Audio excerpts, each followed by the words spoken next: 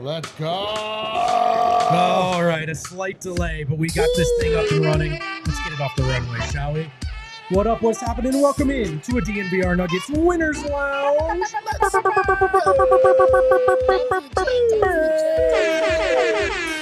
If you're double checking your calendar in shock, we're talking about EuroBasket, as we've been doing this week here on the DNVA show, on the DNVR Nuggets podcast. I am Brendan Vogt in the host seat today. Back from Montenegro, not Serbia, close. Some would say close enough. Others would get very offended if you said close enough. Either way, he's in Denver now. It's Eric. That's right. Some would say Eastern Europe. Others would get very mad. Central Europe. They'll pull up a map and everything. Yeah. Yeah, man. Listen, I'm back, and that's what's up. It's really good to have you back. Thanks, bro. And Dev, superstar Dev, also joining me on a Saturday show. I am also back. I didn't go anywhere cool or anything like that. I just was not here. And they called me up. They said there was no Harrison, no Adam. I said, sign me up. We needed a reinforcement. We called in Dev. We're sorry for no watch-along today and the slight delay to get this show off the ground. There were some technical difficulties for us on a Saturday. Big day at the bar. They're behind us now, and so is that third game in EuroBasket in group play for Team Serbia. They win 84-80 today over Team Latvia. That is going to be their third win of the tournament already in group play, and that's enough, guys. To qualify them for the round of 16, they join Germany as the teams that have qualified so far. It was not exactly a resounding win. I think it was a pretty anxious one for Serbians fans. It got a little tight there in the end. Let's do a little quick recap, shall we? Fast breakdown. A fast breakdown, a brief remembrance. An abridged retelling of the game before we get into our big takeaways. First of all, the first note is that a lot of Jokic in the first quarter. In fact, it was all Jokic and Petrushev in the first quarter. Jokic scored 12. I think Petrushev added 6 or 8 points early on. And that stood out, juxtaposed with the last game where it was maybe less of a Jokic effort right off the bat. Tons of Jokic in this one. Jokic would go to the bench. Latvia would cut the lead to 2. Pesic would not wait. Jokic would come back in at the 7:15 mark, which is early for him in the rotation. Immediately he gets a steal and converts an and one in transition. But Kristaps Porzingis fouled him from behind. Jokic goes crashing into the stanchion. You see him holding his right elbow under the stanchion. Bro. He's on the ground for a bit, leaves to miss his free throw. Someone else is able to take that free throw for him under EuroBasket rules. And it ends up, I think, just being a cut. Jokic ends up getting a little wrap around his elbow to deal with bleeding. If it was hurting him, you couldn't really notice. He did check back in, miss a bunny and a 3, but then he would lock in. Jokic scared. Got going. I'm not going to lie. I was scared. Yeah, when he missed his first 3 shots after the injury, it was a little nerve-wracking. Yeah. And then Bertans dotted a 3, and Latvia actually had a brief lead there in the second quarter. Alexa Avramovic hit a 3, Jokic and 1 again to take the lead back, and Serbia would nurse a modest lead into the half. Alexa would get going a little bit in the third, but then it was all Jokic again. He just dominated, and it was a brute force showing from Jokic today, right? I mean, there's the touch around the rim. We all know it. But this was just him being too big in terms of sealing, getting position, finishing through contact. It was a big boy performance, and he basically bullied Latvia in the paint. Becomes more of a team effort again in the fourth. Jokic still the spearhead. Dobric hits a couple. He's been hot in this tournament. Serbia looking to keep this thing at about 10 for the rest of the game, but Latvia's going to make a bit of a run with 4 minutes, 3.5 minutes remaining. In fact, Jokic is going to miss a left-handed layup. Davis Bertans steps into a monster 3 to cut the lead to 4. Bro. Again, this game is in Riga. This game is in Latvia. A towering shot also. And these fans are going nuts after Bertans drains that shot. I mean, nuts. I would too. And this is their chance for an upset win to maybe get back into qualification conversations. Jokic comes right back down on the other end and responds with a huge 3. that silences the crowd. And Jokic, like we know Jokic's three comes and goes, but the way that when it's a clutch moment, he just steps into one and you know it's going in. It's just truly, it's best in the world stuff. A monster three. Latvia would score. Alexa would miss a jumper. Latvia would hit another three to cut this thing to 2. But Jokic would seal the deal. He got fouled, hits both, which would make it a 4-point game. Alexa gets the stop. Guduric with the board. And Team Serbia holds on to an 84-80 win over Latvia. I'm going to go to Superstar Dev here as we kick into our Red Hawk Roofing big takeaways. Superstar Dev, what's your big takeaway after Serbia moves to 3-0 in EuroBasket? My Red Hawk Roofing big takeaway was this felt like eerily similar to the Nuggets season when Jamal went down with his injury, where they were clicking, everything was looking good until that moment, and then it was like, okay, Jokic looked and said, I have to take over in this game for the rest of the season or for the rest of the time. That team looks so different without Bogdanovic right now. So it was on Jokic to take over, and he had himself a monster game. He did everything. He scored inside. He's knocking down the 3 ball. They're going through him on every single possession, and they're not clicking like all the way right there while they're trying to figure it out. But as long as you have 15 in there, you have a chance, and that was a big win right now. Yeah. Eric, do you have a Red Hawk Roofing big takeaway? I mean, listen, my Red Hawk Roofing big takeaway, similar to both you guys. We hear about it all the time, like the differences between the Denver Nuggets and Team Serbia and how Jokic is part of a machine and there's the right way to play and you got to move the ball. But it's like when rubber hits the road, it's the same thing. Like, get out of the way. Give Jokic the ball. Yeah. The one time where Jokic didn't end up being the one that took the shot or having the offense go through him was when he passed off to Avramovic, who misses the shot and then promptly gives rise to a Latvian 3-point shot, and almost like, I mean, it was like nervous time. Yeah, there was for within sure. 2 points with that late in the game. But yeah, dude, come on, Jokic hits that 3. You knew he didn't even necessarily want to shoot it. He paused for a little bit, thought about it. I was like, all right, fine, cash. Hits the 2 clutch free throws, and you're right, no Bogdanovic, you don't quite know where the team's not, the Serbian squad is not quite reliable as it seems. As they were 2 games ago, maybe? You don't quite know where the offense is going to come from, but when you got Jokic, it's like you do know where the offense is going to come you from. give the ball to 15. Yeah. I was going to bore you guys with my Red Hawk Roofing big takeaway, but I think it's actually time to bring in our special, honored, vaunted guest of the evening. We can't cover Team Serbia without talking to the homie Miroslav, who joins the show now. Little surprise, we hid him from you until the last second. Miroslav, what is your Red Hawk Roofing big takeaway after that nerve-wracking 84-80 win for Team Serbia? Well, my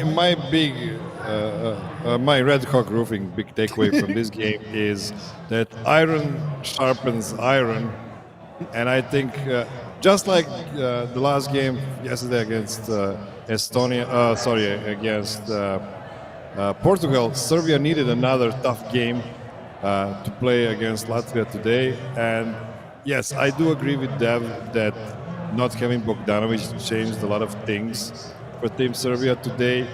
The main thing, though, is not his production, because he wasn't super productive so far. It's his gravity, it's his presence on offense that completely reshaped the geometry of the court.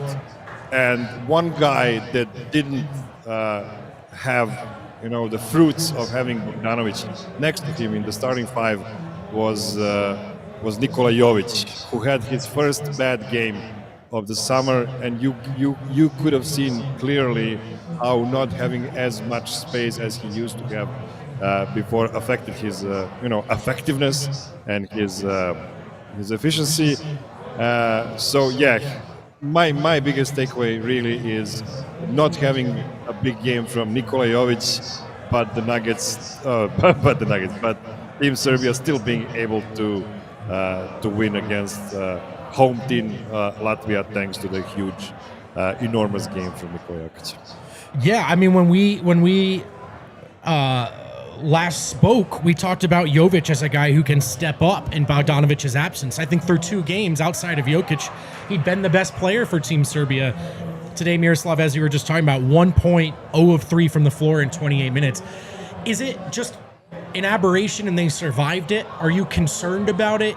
In your mind, sort of what went wrong for Jovic today, and do you expect him to bounce back against Turkey? I think they're going to need to adjust a bit to make his life easier again. I think Guduric was pretty good today, stepping in the starting shooting guard position, unlike previous games where he was pretty bad off the bench. But that's the Jokic effect, and that's pretty normal. Something to see. I hope they will find a way to integrate Guduric more in a way that will help.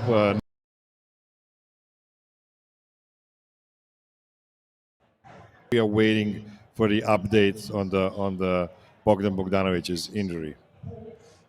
Yeah, I mean, and that kind of leads me into my big takeaway, Miroslav. I mean, without Bogdanovic, and I know I don't want to take anything away from Latvia or the potential parity. Oh, Miroslav's gone in EuroBasket.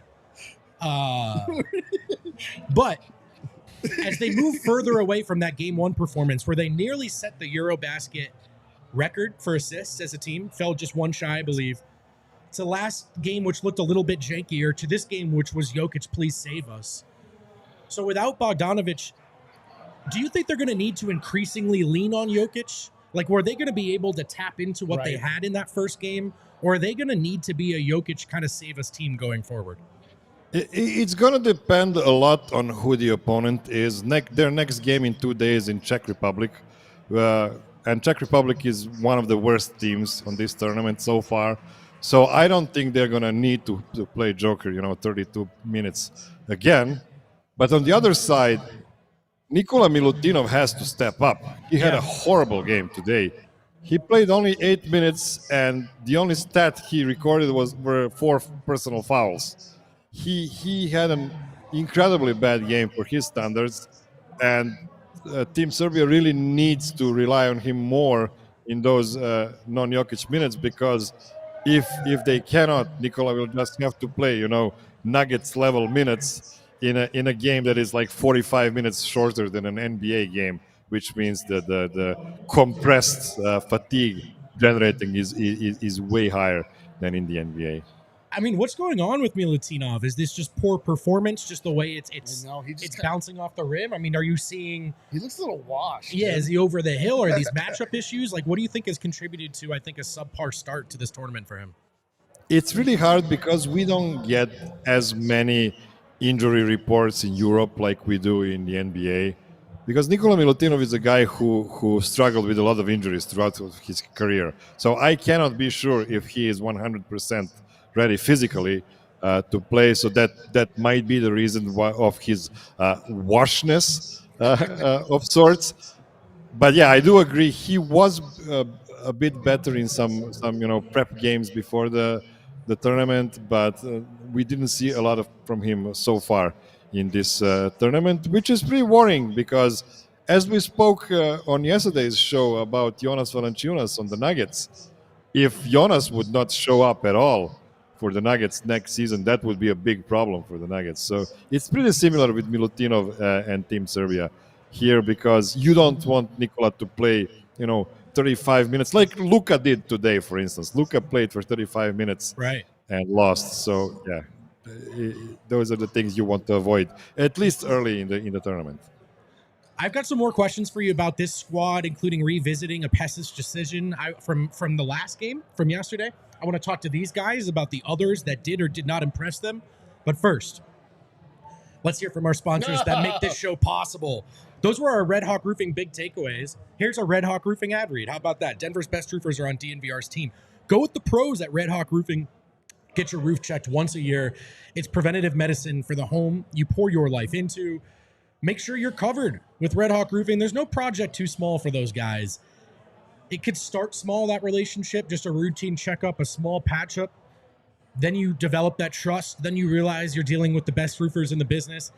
And then, God forbid, a bigger project arises and you know exactly who to call. Yeah, you know you can trust them. And then the next thing you know, you're doing watch-alongs with them, And you're hanging see them out. at the golf tournament, and then they Getting know invited to their Yeah, barbecues. they Talking know your about Jokic name, with and, them. and then at a certain point, you're like, all right, calm down, Red Hawk. Yeah, they're everywhere. If you like Denver and you like Denver sports, you're probably going to see or hear the name Red Hawk Roofing if you haven't already. Again, long-lasting relationships, quality materials, decades of experience, quick response time, Colorado's best estimators and contractors. Supporting your local teams means also supporting local businesses like Red Hawk Roofing. If you're looking for a new roof over your home or business, be sure to check out Red Hawk Roofing at redhawkroofing.com or call 720-771-8921. Tell them that DNVR are the ones that sent you. Actually, right. tell them Brendan Vogt sent you. Yeah, dude. Brendan Vogt personally is the one Yeah, that yeah. sent you. And tell them Eric says F you. It's college football and football season again. I mean, officially the former. It's We got not some good. It's games on happening. down there. It's Yeah. going on right now. Poor Buffs with a tough start. But if you're watching college football or the NFL, like it, which like is it, just like around it, the like corner, fire up the Game Time app, the hottest new ticketing app that's all about pairing you, the person who wants to go to the game at the last second, with people who have great seats that realize they might not be able to go at the last second. And they're selling them at great prices. The closer you get to tip off, first pitch, whatever it may be, the better those prices get. And you're not limited to just sports. You can see concerts, you can see comedy shows. You can use Game Time to get your seats in the butt, your butts in the seats of the best shows in town. Your seats in the butts of the best shows in town. And actually, a really cool feature is the seat views as well. So, like, you can take a look at how it looks from the app before you See how it commit looks? to buying it. And of course, that lowest price guarantee. Game Time will credit you 110% of the difference if that's not the case. So take the guesswork out of buying NFL tickets with Game Time or college football tickets with Game Time. Download the Game Time app, create an account, use code DNVR for $20 off your first purchase. Terms apply. Again, create an account, redeem code DNVR for $20 off. Tap, ticket, go. Download the Game Time app today. Well, let's go. All right. And we're back. And let's bring the homie Miroslav back up here There because he we is. were just talking Look about at him. Milutinov. And the chat brought up an interesting point. He's a backup center. He's not Jokic. He's not a No. fulcrum. And you usually need a playmaker, right? And some kind of dancing partner, some kind of running partner. There's a point guard, I think, dearth on this team. It's Avramovic. It's whatever Micic is right now. And Topic, who they did not bring to this tournament. Jovic. Other Jovic. With Stefan Jovic as well, who can handle the ball. So is that maybe part of what's going on with Milutinov as well, that Micic hasn't played well, that Topic isn't there, that they don't have those playmakers without 15 on the floor? It's really difficult because Pesic made a choice of taking Micic with him on the tournament while Topic was looking really good in the prep period. Although he is an inexperienced and he wanted to have all hands on deck and have the most experienced and most high quality team for this tournament, because this is a big hurrah for Team Serbia. The gold medal is the goal, even though nobody is saying it out loud. But at the same time, you need to try to let Micic be good again after not playing for 2 years in the NBA almost at all. Right. And then having a nasty injury before the prep period started, so he practically only played like 18 minutes during the entire prep period, and those 18 minutes weren't good, and the minutes he got afterwards in these 3 games weren't good. So I felt this was his worst game so far. He played for 7 minutes, I got. Yeah, 7 minutes, had 2 shots, missed both of them, had zero assists, 3 turnovers. It was a really, really bad performance from him. And you could say that has influenced Milutinov as well. It's just that Milutinov, when he gets the ball down low, needs to be, smarter about it. Latvia has a very specific kind of defense with the Kristaps Porzingis, who is 7'3", the tallest player on this tournament. So I get it. It's hard. It's not easy. But I don't think Milutinov faced Porzingis in many possessions of this game. I think they were saving him for Nikola Jokic. So it's weird. We are talking about non-Jokic minutes all over. This time around, they weren't as bad as they were in the last couple of games, point-wise. But you could have seen again the struggles Team Serbia had on offense. I thought they were a bit better on defense without Joker. this time around, but they still allowed a metric ton of threes from Team Latvia. By the way, Team Latvia shot horribly in the first 2 games. Yes. They lost Turkey, and they barely won against Estonia because they were shooting bad. And today, they had, of course, 12 made threes on 31 tries, though. So it's not like they shot 50% from the 3-point line, but that was still a pretty big disparity compared to Team Serbia. Well, not really. I mean, Serbia made it's 8. got to be. I know it comes in a loss, but it's probably Latvia's best performance of the tournament, considering the competition they played prior. So It is the reason why. Sorry, it is the reason why Team Latvia will probably never win a EuroBasket. They have so much shooting, and they live and die by 3-point shot. Right. So that means they can win against anybody, but they can also lose to anybody as So well. you get to So single you don't. elimination. Yeah, you don't win 4 single elimination games. Sure, Like you that kind of- upset someone that way, but going all the way, right? sure. That makes sense. Well, let me turn to these fellas now because we haven't gotten a ton of Team Serbia takes from Superstar Dev and D-Line. I almost forgot what your nickname was. D-Line. I don't even know who I am anymore. It Yeah, I doesn't don't, matter. I don't even know your biological name. Yeah, it's a Let's fair get some point. Team Serbia takes. Guys, this is an open floor. Players, dynamics, anything you notice that's not Jokic related watching this team that you kind of want to get off your chest right now. I think when you're missing Bogdanovic, you need somebody to step up and be that guard, especially when you have a big man in Jokic. And then this was a not good offensive game from Jovic. So it's like, okay, where do I step in? And I think that makes it hard for a guard to want to be aggressive but not be too aggressive. Miches, I felt like he was being very aggressive early on, but that's when you start to force. That's when you put yourself in bad spots, and then he started turning the ball over, and then he got benched right after that. And he hasn't been good. Like, it just is just straight up, which makes the decision to go with him over Topic like that much easier to like say that there was a mistake here. Yeah. But no one is stepping up right now. They have no other guard play, which then makes you force the ball to Jokic the entire time. It's hard to blame Milutinov, that's how you say his name? Yeah. On anything because he didn't play enough. And also, if he's out there, that means Jokic is not out there. Like, this was the Jokic game. So, like, that's a game you have to step off. But if they don't have better guard play while they figure out the Bogdanovic thing, this is going to be a lot on Jokic's shoulders right now. You're going to have to overplay him. You have to put him in spots. And they have a couple of NBA guys. Those guys need to step up right now. Yeah. You're right, man. It comes down to the guard play. It's like, and because they've lost leadership, Micic is there, not there. He's not able to really step up and be the leader that Bogdanovic has been for the team. And you do feel like they're a little rudderless when they don't have a dominant kind of player. I mean, like they were really streaky. They weren't hitting any shots, and then they hit a bunch of threes to get back in it, balloon the lead up. But you don't quite know where the offense is going to come from. Like Guduric steps up, knocks a few down, like big shots. Abramovich was like kind of up and down a little bit. Like he hit some big shots, but it wasn't. You didn't feel like he was taking on the mantle of like. No, all right, I agree. This is my team now. It just, it's going to fall down on the big fella because again they've lost multiple tiers of leaders already. Like, Miroslav, do we have any indication like what Bogdanovic's status is like? Okay, so here's the deal. We've been waiting all day to hear the results of his MRI that happened this morning. So basically like 8-9 hours ago. And we didn't get an update because we also heard that they're going to do a second MRI tomorrow. And I believe the doctor from the Clippers will be there for the second MRI. Yeah, Oh yeah, because the one that passed on MPJ twice. Cool.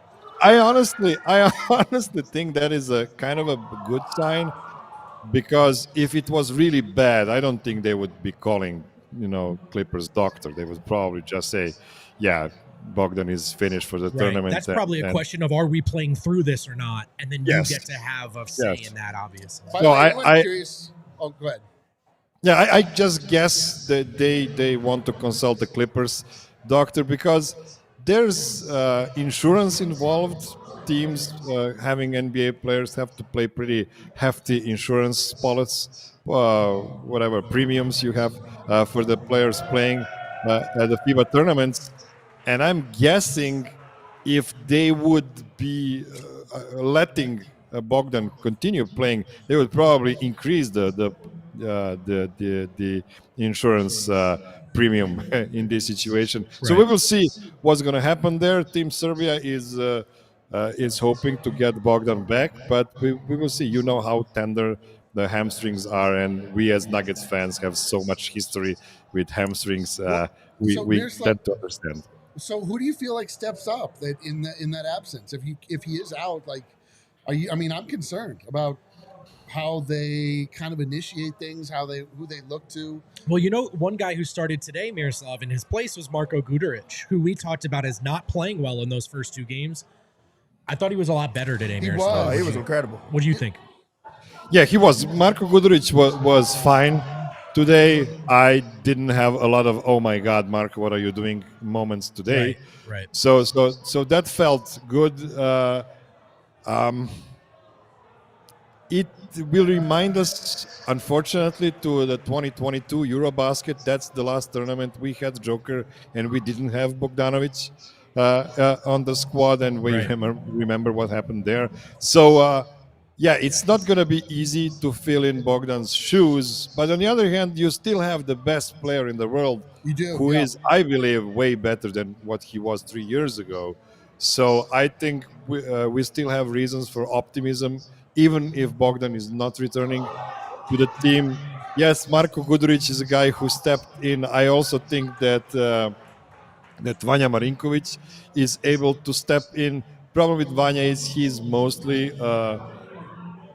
standstill shooter and or a relocation shooter, and he is also not the main guy on his team club during the year. So he's not somebody who is used to carrying the team the way Bogdan was carrying the team in many games in his national team career. So it's not going to be easy, but for now we got pretty good results from Guduric, and hopefully he can be even better than that in the game. I think Guduric was very good in his game, and he had timely shots. Yeah. Like whenever Latvia would go on a run, or when Serbia did not get any type of scoring, he'll make a play, a step back shot or a 3-pointer, and you need that aggression, especially when you're looking around and you're saying who else is going to step up besides Jokic.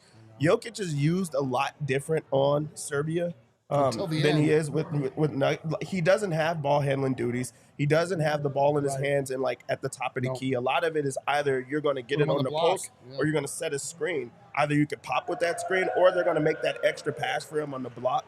So like Jokic is, I feel like, limited in that. So it is on the other people to step up. I think Guduric did in this game. On that same question of who steps up, like moving forward, if it's not Bogdanovic, it's got to be Jovic. And I just think that this was a bad game from him. So it's hard to determine, like, to look at it and say, like, this team is just, like, really screwed or not, because we just saw a game where Jovic didn't look like he was missing at all. He's been their second best player, for this entire time, and he had a bad game. So I think that they were trying to figure out, how do we fill this hole? How do we, try to get some scoring? And he's out there. It wasn't that he played bad. He just could not score, could not get himself going or in a rhythm. And I think a lot of people are just kind of waiting to see where they go there. So I chalk this up to a bad Jovic game, but that's going to be the guy. And I think that he's proved and he showed that he's ready to take a leap. This game, you don't see it, but I think that's the one that you go with. The only thing that makes me nervous about that is that, like, Bogdanovic can play off of Jokic. Like, the two of them can be a pick and roll partner. They're a little bit of a two-man game at times. They do have a little bit of a two-man game, and like both Guduric and Jovic are kind of spot up. Jovic gets to the rack a lot more. Like, Guduric is just like kind of hovering. There's not a guy that can like drive play besides Jokic, obviously. And I don't know. It's looking weird. And by the way, if you're curious what all the commotion is, what the bar is cheering for, Leeds and Newcastle have battled to a 0-0 game over. And the college football games. In Jovic's defense, like, he was a +6 today, did enough right that they kept him out there for 28 minutes. But a guy that's a scoring option, and he didn't have it today. We'll talk a little bit more on the other side, guys, about Miroslav. I'm going to ask you which non-Jokic player has impressed you the most and the least on the other side. I'll ask these guys the same question. Yeah. We'll talk a little bit more about 15, who I have here in my notes today. It says looks good. Oh, yeah. Yeah, it says looks good. So we'll talk about all of that on the other side. Sit tight. Let's hear from our friends. Let's go. At Toyota. Toyota's the official vehicle of DNVR. I actually saw I laid eyes on a freshly wrapped Toyota truck with some DNVR decals. Yeah, dude, at the golf tourney. It said the official vehicle of DNVR. Spencer was driving it. Spencer got to drive that. Checks out, actually. It looks. It's like if you got to see your friend in the Wienermobile. You know, like that, like a car celebrity. And we got to do that because they're the official vehicle of DNVR. They make trucks, you know about that. Whether you're conquering off-road trails or hauling the weight of the world, there's a Toyota truck that's just right for you. You've heard of the 2024 Tacoma, the iconic 2024 Land Cruiser. All told, Toyota offers 17 models available with all-wheel drive or four-wheel drive, like that epic 4Runner. And they also offer more low and zero-emission vehicles combined than any other automaker. That gives you, the customer, numerous choices to reduce your carbon footprint. So whatever your vehicle-related agenda is, there's a Toyota that's right for you. Visit your Front Range Toyota stores at a location near you. AutoNation Toyota Arapahoe, that's in Centennial. Corwin Toyota in Boulder. Groove Toyota in Littleton. Mountain States Toyota in Denver. Stevenson Toyota East in Aurora. And Stevenson Toyota West in Lakewood. Toyota is a proud partner of the Denver Nuggets, and again, the official vehicle of DNVR. Toyota, let's go places. Let's beat, go. Beat. Beep. And tough one back-to-back because I can't segue these because you're not allowed to drink and drive. But there are a lot of other opportunities and situations where a Miller Lite... It's just an opportunity to talk about the multifaceted existence of life, just like the realities of existence. If these were like closed containers, there are so many cup holders in Toyotas. How are you going to get them home? Look, here, in all seriousness, when you're looking to drink responsibly, there's no better way to do it than with Miller Lite. Since 1975, Miller Lite's been the go-to beer to fill up the cooler when it's a good day to grill. And it's been grilling season out there. You know, the barbecue, the hot food gets heavy in your stomach pretty quick. The beer cannot be heavy in your stomach. That's when you need a light beer. And when you need a light beer, you need Miller Lite. Why do you need Miller Lite? Because it's the original light beer. Been that way since 1975 and still iconic. 50 years later, Miller Lite, great taste, 96 calories. Go to MillerLite.com/DNVR to find delivery options near you. Or you can pick up some Miller Lite pretty much anywhere that they sell beer. You know about it. You've seen it. You've heard about it. It's Miller Lite. Cheers to 50 years of Miller time. Celebrate responsibly. Miller Brewing Company, Milwaukee, Wisconsin. 96 calories and 3.2 carbs per 12 ounces. Let's go. And we're back. Chat already saying Dev Jovanovic with some great takes. That's your Serbian name, Jovanovic. And we're back, and so is the homie Miroslav, joining us from Serbia, here to provide a little perspective on his national team. Miroslav, 3 games into this tournament, I'm curious who is standing out to you in a good way and a bad way from Team Serbia. Let's limit it to one name in each direction. We'll take Jokic to the side for a second. He looks pretty good to me. Who else is standing out to you? Well, if you wouldn't view today's game, you would definitely say Nikola Jokic, of course, because he was by far the second best Serbian player in the first 2 games. Right. But if you would have to, it's a weird thing because there's another guy who's been really good, and he missed most of the second game, and that's Filip Petrušev. He's been so good. He was really good today. I have to say, Team Serbia reminds me of Denver Nuggets more and more with every game. And that's because, you know, they rely on Joker more and more. We even saw some Joker bringing up the ball full court today, which we haven't seen. At his teammates. Absolutely. So one thing Team Serbia did not look like today, like Denver Nuggets, is they hit all of their free throws. They were 18 of 18 from free throw line today, and Filip Petrušev was one of the guys. He was a low usage guy. He only had 6 shots during the game, but he also made all of his 6 free throws. So this is why he was so efficient, 12 points, 4 rebounds. Today, he was good in game 1 as well. As we mentioned, he wasn't there for game 2 for obvious reasons. So if I would have to pick one guy, I'm going to pick half of Filip Petrušev and half of Nikola Jokic for this segment. As when it goes for the least impressed guy, I already mentioned that way too many times on the timeline on Twitter. It's just Vasa Micic, who is not there so far. He might get somewhere at one moment, but you know, guys, you've been focused on Team Serbia a lot for the last 3 or 4 years, and you know that Vasa has been a mixed bag Yeah. for the duration of that period. Well, there's no mixing this year. He's just bad. So Bad bag. Hopefully he can find some mixture in him again, and we can talk about one good, one bad game from him again. But until it happens, he is by far the biggest disappointment. I already mentioned it's kind of understanding why is it so, but at the same time, man, you cannot do stuff like you did. Like you cannot go 1-on-1 with Kristaps Porzingis with your ankles in shape Right. they are right now. Right.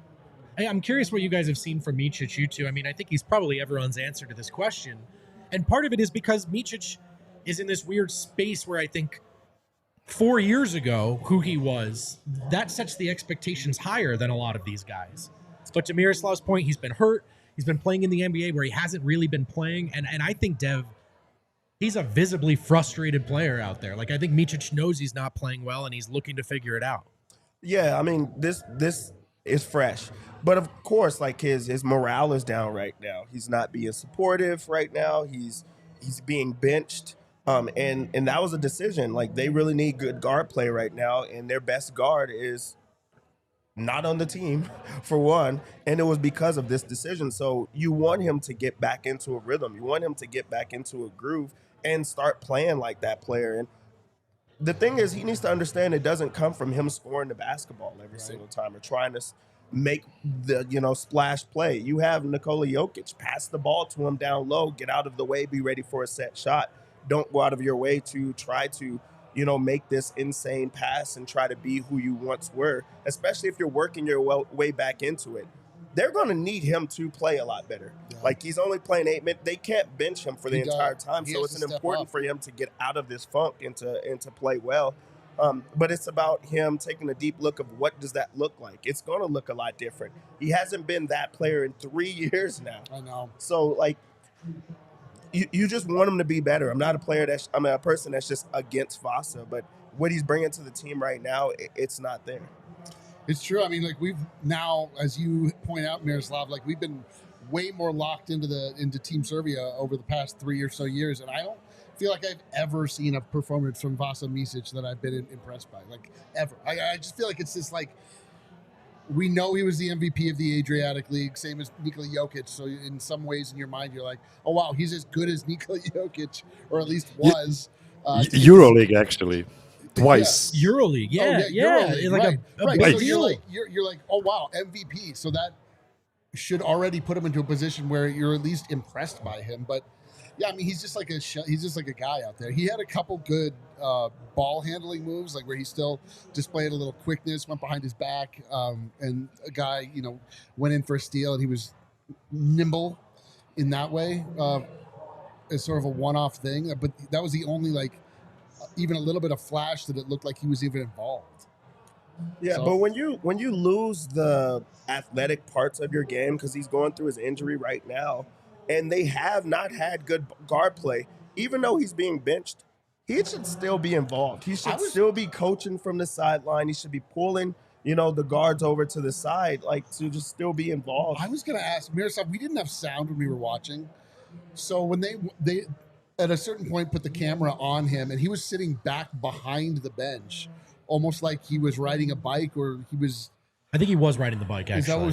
He was riding a bike. He is actually riding the bike the entire time. He's not on the court because his ankle is still hurting him a lot. He needs to keep it warm. So for the long-term health of the team, Miroslav, is there wisdom in just playing Vasa through this right now, especially since you just qualified? I mean, should he get a lot of minutes in the next game regardless?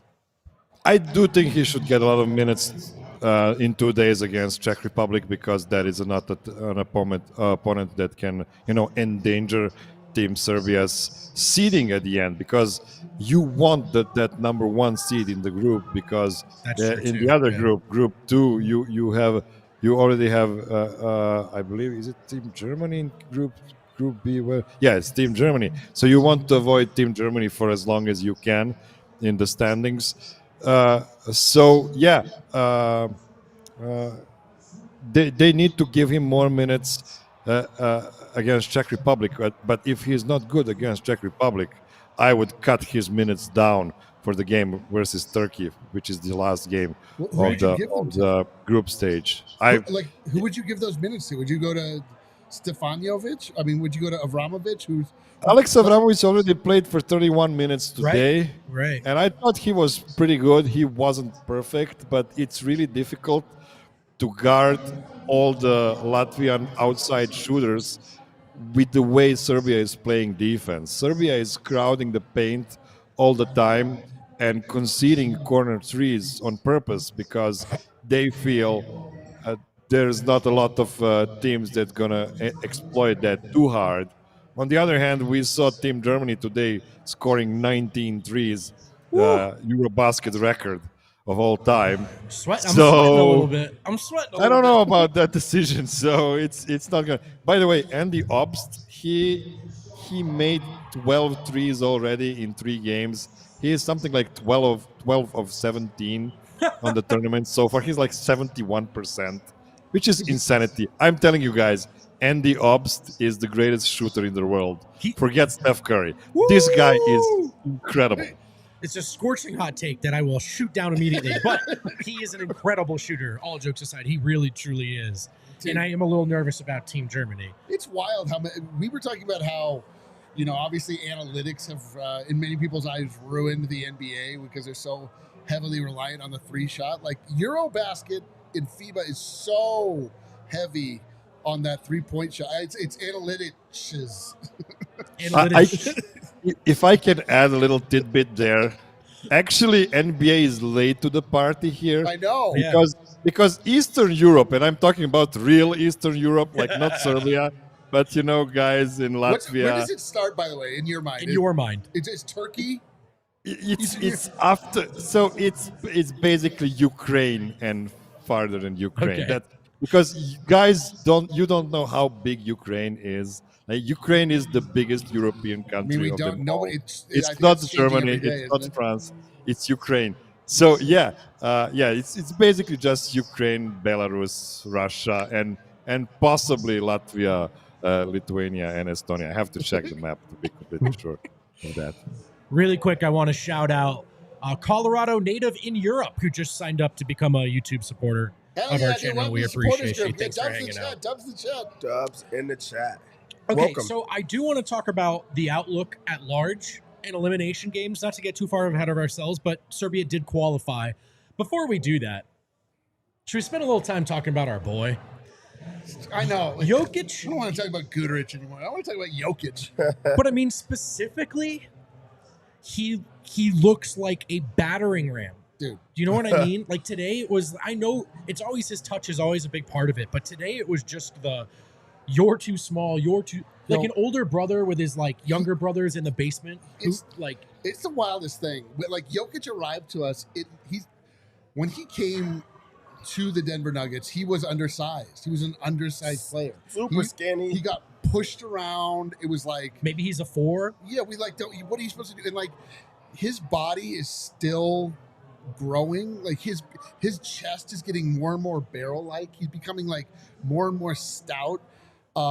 It's wild. Like he is immovable. It was hilarious to watch him just like go right through Kristaps Porzingis like he wasn't even there. Just like get the ball in deep. This guy's 7'3". Who cares? Like he's gonna go through him, around him. He's gonna make him look bad doing it.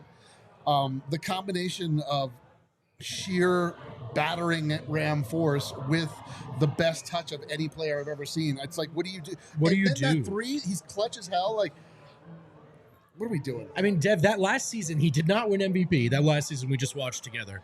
One of the greatest seasons anyone's ever put together. Watching him out there right now, does that still look like that player to you? Absolutely. I think it looks different because of how big he is in EuroBasket. And I don't even know if he doesn't have the same nimbleness. Like I feel like in the NBA, it's like he's being efficient, he's being effective because he like if they miss it, he knows they're going the other way. In EuroBasket, he misses the ball, he knows he's going to get the rebound back. He goes right back up with it. It's a lot of that, and I think this makes him so successful in the NBA. he does it in EuroBasket so much that it translates. But like he's doing that spin move, which we saw him do a lot more of last year, where he has a guy trying to defend him without actually wrapping him up. And they go the opposite way from him. Like they go the opposite way. He goes and finishes it right over them. Now it's a lot of and ones. And I think that's something that he's trying to add to his game as well. But he's manipulating basketball right now with how big he is. He scored every single time it felt like down there. And then he went through, after the injury, he went through just missing layups for a while and was still dominating. Right. Like he's missing open left-hand layups. He threw one off of the rim. Yeah, dude. He left probably at least 6 points on the floor. Probably like 10. But like he just is so much bigger than him. He's a beast right now. He really is. He really is a beast. And Miroslav, it's you and I predicted, I think based off how Team Serbia was looking, that he might not need to go higher than 29 points in this tournament. Shout out Mr. Harrison Wynn, who called 39 out exactly. 39 today. Did you though? I thought he said 32 though. Oh, did okay. he? Chat might have missed said it. 32, I think. Miroslav. What a buzzkill, dude. So Why did they win? That's the real question. one thing though is it's been like scoring, rebounding, not a ton of assists, and a good amount of turnovers. Do you view that as a function of just sort of spacing what's not working well for Team Serbia? You know, are you worried about the playmaking / how did you view his game today? Okay, so I have to explain one big difference between the NBA and FIBA ball. Please do. You, Brandon, had a great point when we were doing the first watch-along or the first post-game show of this EuroBasket, when you mentioned how you feel like Team Serbia plays like a college team with every action being super complex, with so many, so many different actions simultaneously happening on the court, because there are some decoys on the court trying to clear. It's because the court is smaller. It's because the three-point line is shorter. So the every paint is packed, and every three-point shooter is easier to be catched. So the spacing is really difficult. So yeah, as Luka Doncic said some 5 years ago, when he said, "Yeah, it's way more hard to score in FIBA than in the NBA," he was talking about the spacing. So it's really difficult to play in the shank court, and this is why you get more turnovers as well, because everybody's just swiping their hands around his hands and nobody's calling anything. Yeah, plus so of course they're going. seconds. No, but now he's just because of that, he's like, oh, everything's cramped, so he's just clubbing dudes out of the way, man. I really appreciate that he is bringing back the 1980s basketball. It was the time when if you had the biggest dude on the court, you were probably winning the game. Yeah. And it's the time when almost every team's highest paid guy was the biggest guy on the team. I really miss those times. You guys are young. Well, not D-Line. But you know what you don't remember those times as well as D-Line and I do. So yeah, I really appreciate the fact that Nikola Jokic is getting a lot of centers in the NBA paid right now, because everybody knows they have to have those big guys to be able to counter what the Nuggets are doing and what Team Serbia is doing on this tournament. So yeah. I was talking to a friend recently. There's not a lot of great centers outside of Joker on this tournament, and Serbia needs to spam that button, and every time they get into a close game, they just need to. I felt like Adam today. Every time Joker missed a shot, and he missed eight 2-point shots today, I was like, oh my God, what is going on here? But yeah, he did put 3 of those back in. Watch a game live without him. It's like he's had 9 consecutive family emergencies. He's like, Adam is he's 10 of 12 from the floor. I mean, mercifully, we've made our watching environment public to everyone, so you actually see what. Oh, they it's do like. know. Yeah, they know. You exactly. can actually see what it is like to watch Adam overreact every. It's great. Okay, so I'm gonna speak for everyone and say Jokic looks like he's in gold medal form here. I feel like we're all on the same page. Miroslav, the $1 million question today: through 3 games, Team Serbia, the favorite sitting atop the FIBA power rankings. Are they in gold medal form? Are you more or less encouraged by what you've seen through 3 games?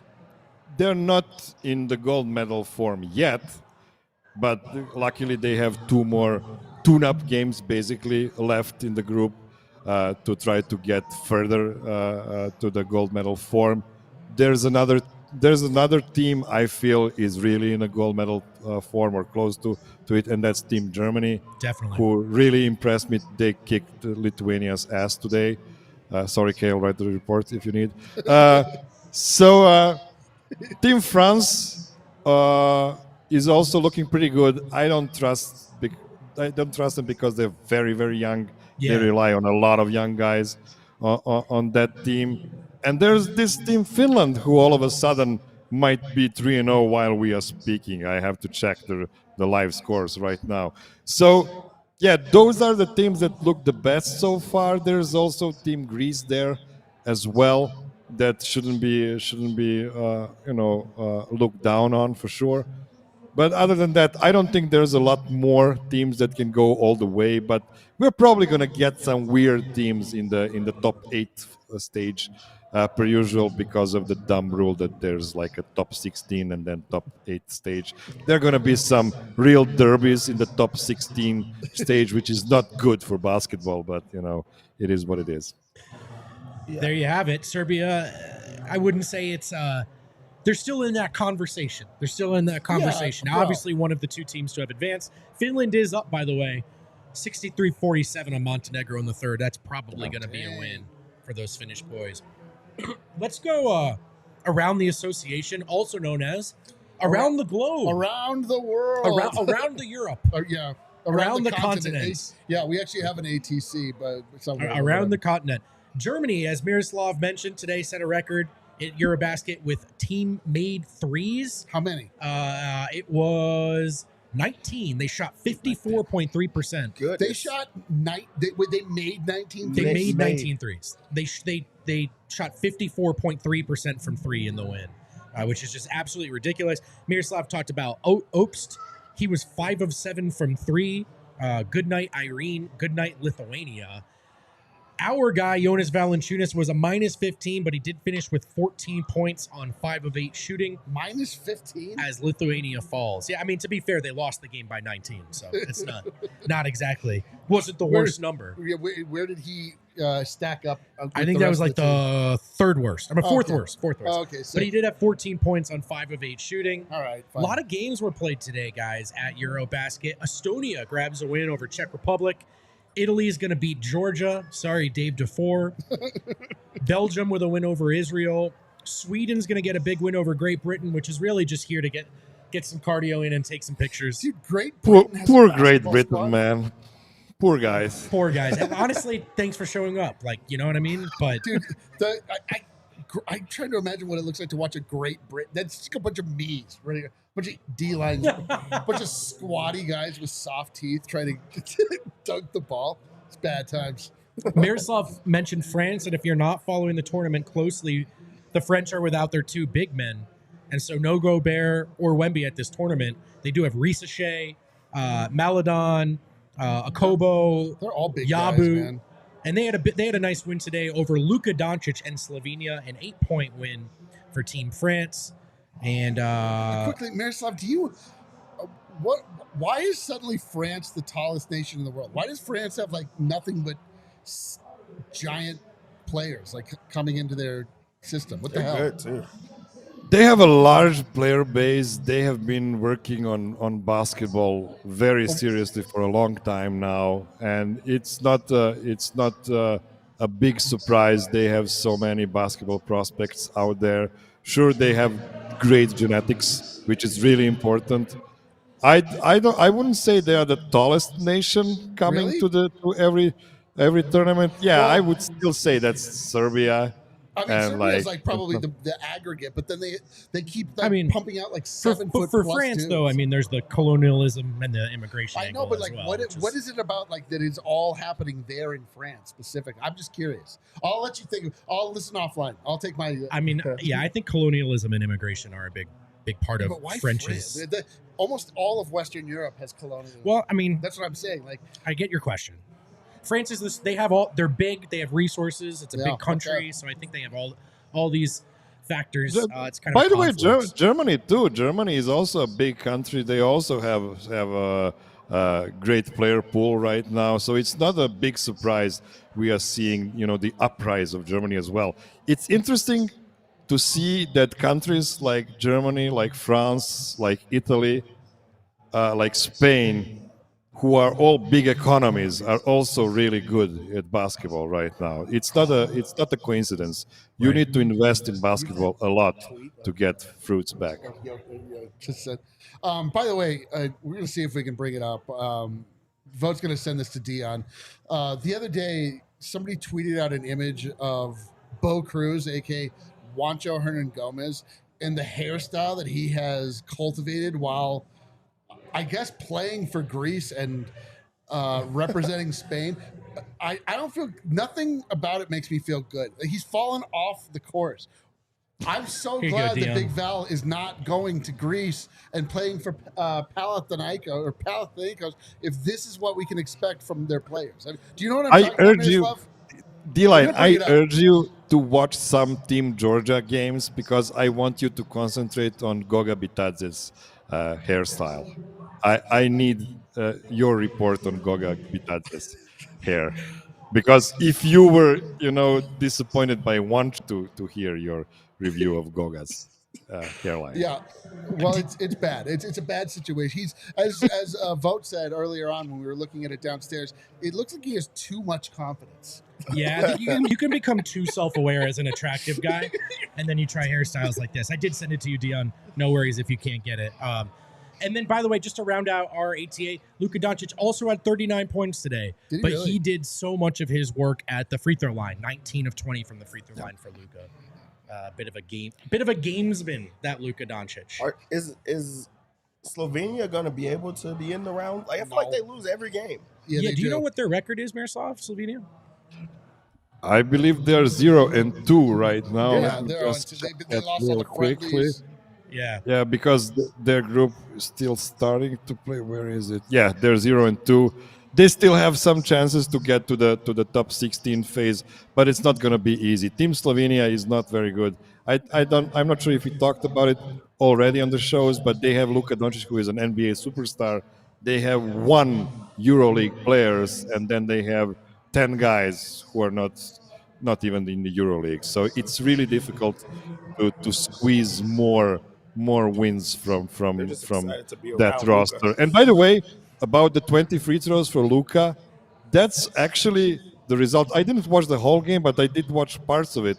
That's the result of Luka just playing with the young French guys because they were just hopping on every fake Luka made, and it was so easy for him to get all of those free throws. So it's a thing to monitor when we talk about Team France, because they still rely on too many young guys, I think, for this type Luka's of like, you reach it, I teach it, right, guys? Nice. Thanks, guys. 4 games that are going now. Again, Finland up on Montenegro. Turkey's got a big 20-point lead now up on Portugal. Spain has a lead on Bosnia. And Poland up on Israel.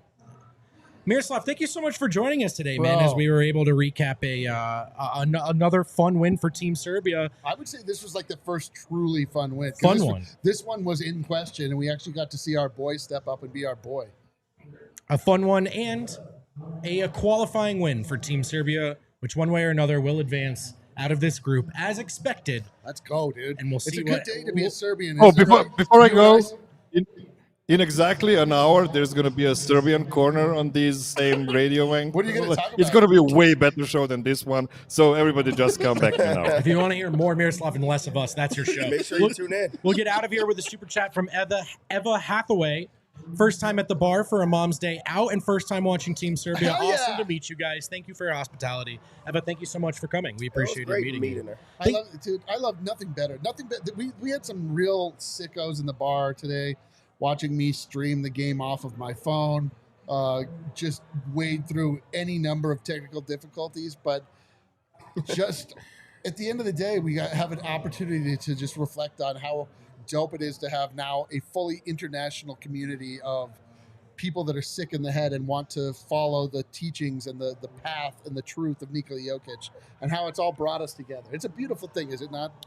It's a beautiful thing. It's a fun thing, and there's more of it coming. We'll see all of you next week for more Team Serbia and EuroBasket action, and just more of the Denver Nuggets podcast, because that's what we do. The DNVR Nuggets podcast. That's all we do. Thanks for hanging. Throw us a like. Enjoy the rest of your weekend. Peace out. We all silly like the mayor.